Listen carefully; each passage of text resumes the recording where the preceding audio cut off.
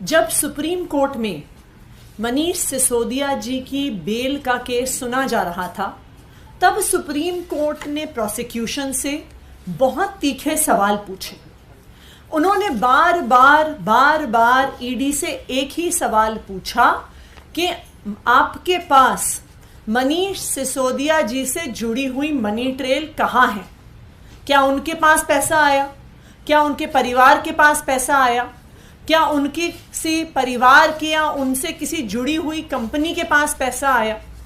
Supreme court ने बार बार पूछा कि अगर मनीष सिसोदिया के पास पैसा पहुंचता हुआ ईडी दिखा नहीं सकती है तो फिर मनी लॉन्ड्रिंग का सवाल कैसे पैदा होता है और पीएमएलए लगने का सवाल कैसे पैदा होता है? सुप्रीम कोर्ट ने यह भी सवाल पूछा कि जो सारी ईडी की प्रोसिक्यूशन का केस है वो सिर्फ और सिर्फ एक अप्रूवर दिनेश अरोड़ा की स्टेटमेंट्स के आधार पर है। इनफैक्ट जब हियरिंग चल रही थी तो सुप्रीम कोर्ट में यही कहा गया कि अप्रूवर तो अपनी जान बचाने के लिए कुछ भी कह सकता है, उसकी स्टेटमेंट पर कितना विश्वास किया जा सकता है। जो तीसरी चीज सुप्रीम कोर्ट ने उठाई, उन्होंने स्पष्ट तौर से बार बार ऑब्जर्व किया कि पॉलिसी मेकिंग कोर्ट के परव्यू में नहीं आती है।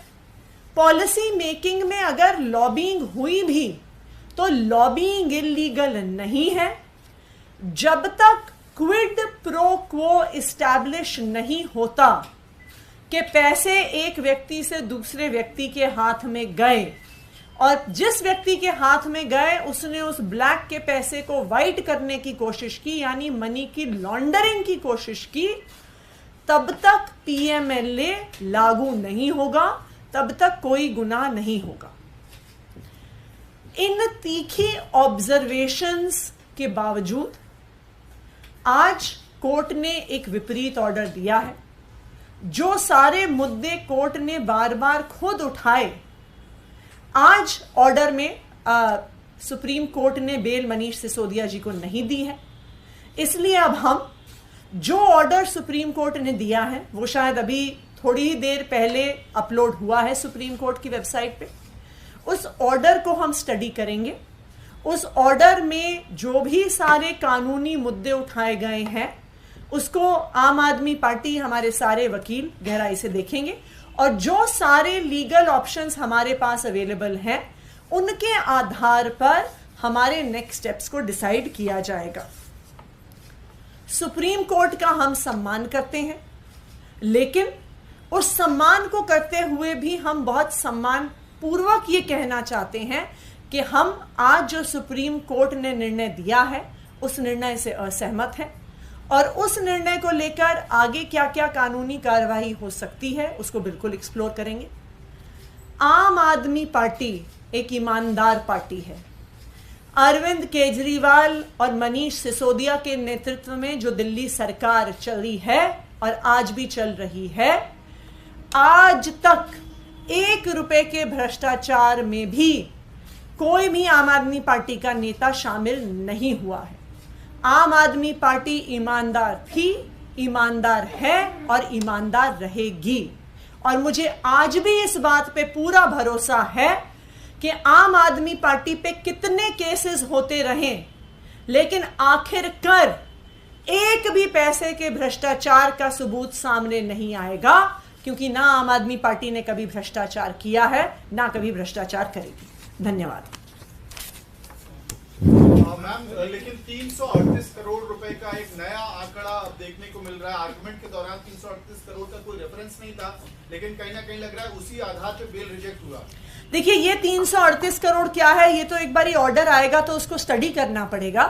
लेकिन जो पॉइंट सुप्रीम कोर्ट ने खुद उठाया था कि ये पैसा मनीष सिसोदिया के पास पहुंचा या नहीं पहुंचा, क्या उनके पास पहुंचा, क्या उनके किसी परिवार के व्यक्ति के पास पहुंचा, या उनकी किसी परिवार से जुड़ी हुई किसी कंपनी के पास पहुंचा, ये सवाल, इस सवाल का जवाब तो आज भी वही है। क्योंकि ईडी के अपने आरोपों में भी मनीष सिसोदिया के पास कोई भी पैसा पहुंचते हुए वो नहीं दिखा रहे हैं। तो ये 338 का फिगर क्या है, ये सुप्रीम कोर्ट की बहस में नहीं आया था आज तक। और ये 338 करोड़ का मनीष सिसोदिया जी के साथ क्या लिंक है, इसको भी एक बारी ऑर्डर देख के समझना पड़ेगा। लेकिन जैसे मैंने कहा, आम आदमी पार्टी एक ईमानदार पार्टी है। चाहे कितने भी आरोप ईडी, सीबीआई, दिल्ली पुलिस लगा ले, कोई भी सबूत साबित नहीं होगा, क्योंकि आम आदमी पार्टी ने ना आज तक 1 रुपए का भ्रष्टाचार किया है, ना करेगी। लेकिन देखिए, ये जो पूरा मामला है, इसमें आप पर आरोप लग रहे हैं। बीजेपी के जो सांसद हैं, वरिष्ठ नेता हैं, वो ये कह रहे हैं कि अब आपके शीर्ष नेतृत्व यानी कि मुख्यमंत्री की ओर इशारा कर रहे हैं कि उनके भी जेल जाने की बात। देखिए, भारतीय जनता पार्टी ये चाहती है कि कोई उनका विरोध ना करे। भारतीय जनता पार्टी ये चाहती है कि कोई उनके ऊपर सवाल ना उठाए। भारतीय जनता पार्टी ये चाहती है कि कोई उनके भ्रष्टाचार को उजागर ना करे। भारतीय जनता पार्टी ये चाहती है कि वो पिछले दरवाजों से चुनाव जीते, क्योंकि वो ईडी और सीबीआई का प्रयोग करते हुए अपने सभी विपक्षियों को खत्म कर दे। आज अगर आप देखिए, चाहे आम आदमी पार्टी हो, चाहे टीएमसी हो, चाहे कांग्रेस हो, चाहे डीएमके हो, जो कोई भी पार्टी भारतीय जनता पार्टी के विरोध में खड़ी है, उनके खिलाफ पूरे सरकारी तंत्र का ऊपर से नीचे तक प्रयोग किया जा रहा है। ये पूरा देश देख रहा है कि किस तरह से एजेंसीज का इस्तेमाल करके सभी विपक्ष की पार्टियों पे हमला करने की कोशिश की जा रही है।